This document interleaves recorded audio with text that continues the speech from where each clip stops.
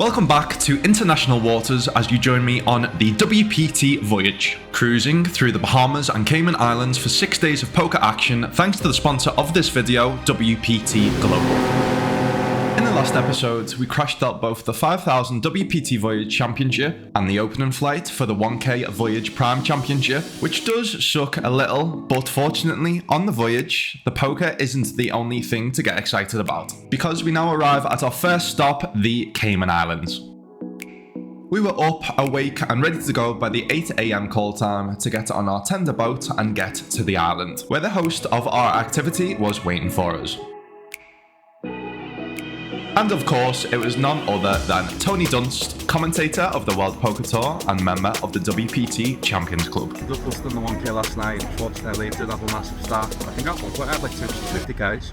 Yeah, ended up losing I had two bad, losing to Australia. So unfortunately, but we go again today in the day 1B tonight. But today we are actually in a new place, Grand Cayman. Playing tennis competition. I did play tennis growing up as a kid, and then didn't play for 10 years. But yeah, been getting back into it recently. Yeah, tennis competition today. Looking forward to it.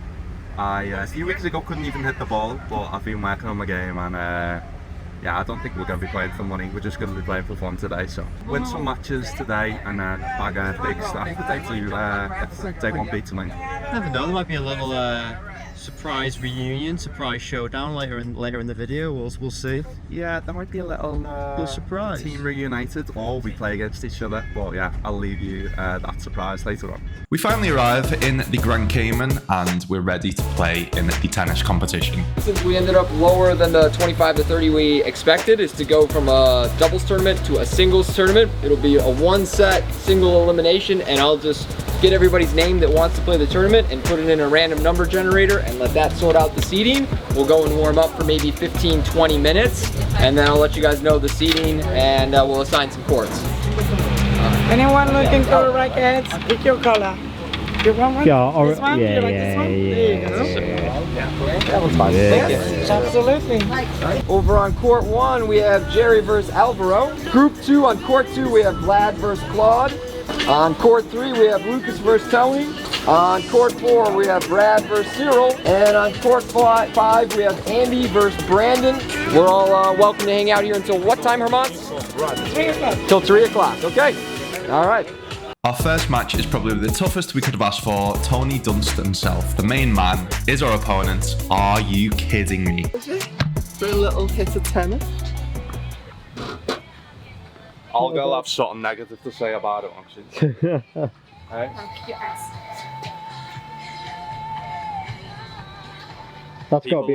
People want to see it, don't we? Me and Olga in the final. I was gonna say this has to be a matchup. This has to be a matchup. I'm playing. Who am I playing? Tony. Tony. Tony? Tony? Good game. Good game, so. See. Positivity.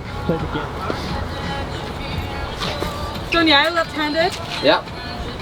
If he plays with right hand, Yeah. if he plays with the fins and not a racket but a frying pan, Oh my then you God. have a chance. Frying pan bet, the one between Marcus and Dan. Dan, yeah. Oh my God, I can't remember how much they put on that, like 5 or 10,000 or something. Wow. Who won?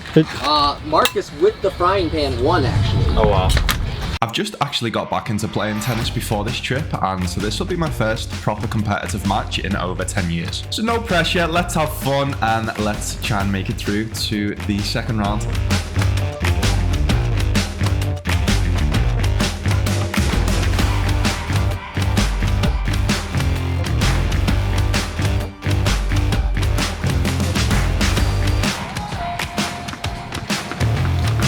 Feeling good. Can't complain. Hopefully we win the tournament. Can't win something this year because it might not be earning poker. Yeah.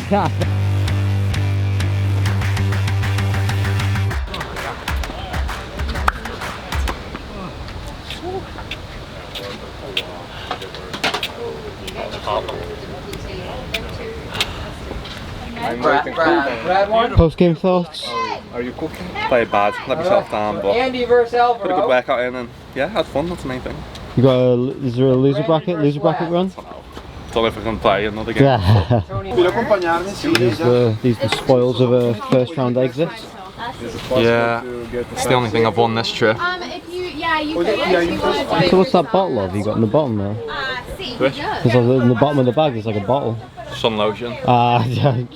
Could have done with that maybe a couple hours ago. Yeah, that was about. It was a great match. Unfortunately, we did lose in the first round to Tony, who beat me 6-3, but I'm pretty happy to get 3 games off him because he is a very, very good player. Go. Oh my god. Holy shit. Yeah, no, that hits the spot, mate. Wow. Quickly recap of the tennis. Some game against Tony, that was. Some game. Yeah, to be honest, I hadn't played an actual match for 10 years, so no, not putting excuses out there, but give me 6 months, I'll play Tony again in December for the WPT Championships, and I'll beat him. I'm saying it on camera right now. Just was inconsistent, my serve, I just couldn't get my serve going, and I felt like I was holding back on shots because I just wanted to try and get it in. And yeah, I think once I get my technique better and play, once the pressure is, you can't prepare for the pressure, because I know I'm playing a match and I'm in a tournament. You start to just like play different, so I just need to relax a bit more next time, and like I said, I'll be him next time. But after spending an amazing full day in the Grand Cayman playing tennis, having some nice food, meeting some new people, we quickly head back to the port, hopped on our tender and waved goodbye to the Grand Cayman. And as we arrived back on the WPT Voyage, we were just in time for day 1B of the 1K Prime. Chad got me on the margaritas. Cheers, Chad. Cheers, my friend. I rated it a 9.8 out of 10. 9.8 out of 10 on the marg. Yeah. Christ almighty. That's how good it is. And I just had some chocolate tacos as well. Chocolate tacos? I'll post a picture, you can see here. You're gonna have. That one in, yeah, he's gonna say you're gonna have. Oh, more work for you. I was really hoping you weren't gonna discover this power until like the last day or something like that. There's an ugly picture of Abby here. I am, but I still have to write an article. What's the plan, Lucas? What are we doing? 1B of the 1K Prime event is the plan, and then if we don't make day 2, then we've got 1C tomorrow, which is 40-minute blinds. Tonight is 20-minute blinds, so yeah, aim is to try and get back up to 250k and just hold like I couldn't yesterday, so yeah, that's the plan. Let's do it. Give me a cheers, mate. Give me a cheers. Right into the camera. Right, let's hope that day 1B is better than day 1A in this 1K Prime event. I take my seat and sit down with 40k starting chips. The first interesting hand I see is the Queen Jack offsuit.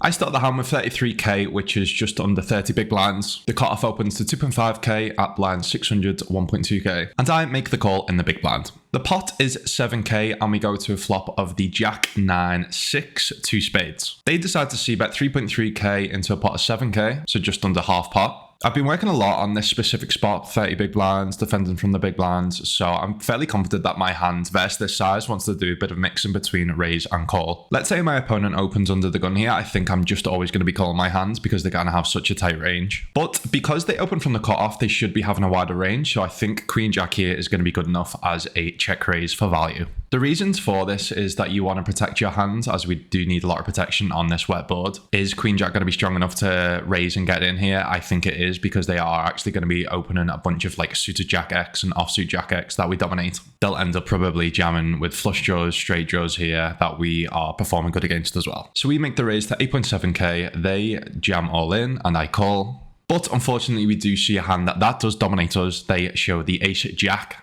Do we get there? Oh, of course we get there. Queen on the turn, blank on the river.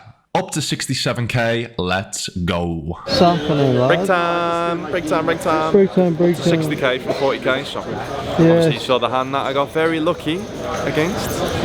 Standard though, both flop top pair. I had less than 30 bigs to start the hand, so standard, we got lucky for once, which is good. Seems like a bit of a roller coaster. Yeah, it's good tail, fun tail actually. Yeah, seems like a fun. Got one pro on there that fell on tip of the main. He was just been telling me. The other guys, massage. Yeah, apart from that, it's a good table, so just keep chipping up. I hope it's the opposite of yesterday. Yesterday I got a massive stack and then it went like that. Hopefully this, I just like keep creeping up and if I get over 250k today, that's the goal. 250k I'm gonna bag, I'm gonna predict.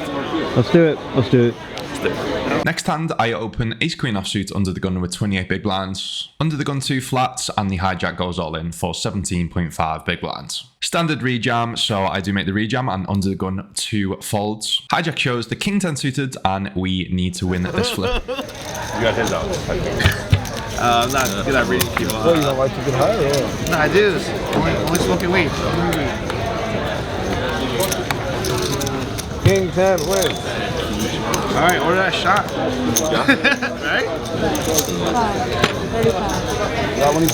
Unfortunately, after losing that hand, we do go down to 10 big blinds. Next hand, I look down at pocket threes with 12 big blinds under the gun. Under the gun 1 rejams. They show the pocket queens, unfortunately. I think there is. I'm sorry, let's see my cards. Huh? You got called that. Yeah. He's like, I'm so chill when I have ace king. No range. I just know I'm gonna win. He's like, you're over there like. He's like, I watched you. You're like, oh, I know I'm gonna win. See, that was good back break. No matter what, I didn't want to play it. No luck, second bullet, third bullet we go tomorrow. Not our day. Just couldn't get anything going. Nothing going, lad. Nothing going. But tomorrow's flight at least is 40 minutes, so gives us a bit more wriggle. Bit more wriggle room. Yeah, a bit more in your comfort zone in terms of the blind structure. Yeah. Fancy any dessert, lad? Well, it feels like it would be rude not to at this point. Welcome to Late Night Scran Reviews Post Bust Out with Lucas Robinson.